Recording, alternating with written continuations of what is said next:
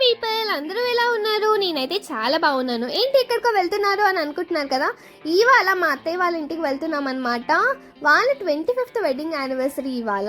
So ఒక చిన్న get together plan చేశాను. అక్కడికైతే స్టార్ట్ అయిపోయాము. వెళ్ళే దారిలో చిన్న పని ఉందనమాట, లైక్ ఫ్లవర్స్, పూలదండలు అలా తీసుకునేది ఉంది. సో అవన్నీ తీసేసుకొని వాళ్ళ ఇంటికైతే స్టార్ట్ అయిపోయాము. ఇంకా వెళ్ళిన తర్వాత అత్తయ్యకి చిన్న మేకప్ అయితే చేశానన్నమాట, ఏదో నాకు వచ్చినట్టు. మీకు కూడా ఎవరికైనా కావాలంటే చెప్పండి, నేను వచ్చేస్తాను. బియ్యం కూడా ఇంకా అదే రోజు పోసుకుంటానని ప్లాన్ చేసుకున్నారు. సో వాటికి ప్రిపరేషన్స్ అన్నీ చేసి పక్కకు పెట్టారు. ఇంకా మా మమ్మీ వచ్చిన వాళ్ళందరికీ కాళ్ళకి పసుబొట్టు ఇంకా ఇచ్చేసారనమాట. తర్వాత అత్తయ్య వాళ్ళు ఇలా కూర్చున్నారు, ఫ్యామిలీ మొత్తము కూర్చున్న తర్వాత వాళ్ళకి బట్టలు బొట్టు పెట్టిన తర్వాత వాళ్ళు మేము ఇప్పుడు పెట్టిన బట్టలు వేసుకొని వస్తారనమాట. వచ్చిన తర్వాత అదే బట్టలలో వడిబియ్యం అనేది పోసుకుంటారు. ఇంత మేమైతే ఫొటోస్ దిగుతున్నాము. ఆ తర్వాత ఇంటి దగ్గరే ఉన్న ఒక చిన్న ఫంక్షన్ హాల్ అనమాట బుక్ చేశారు.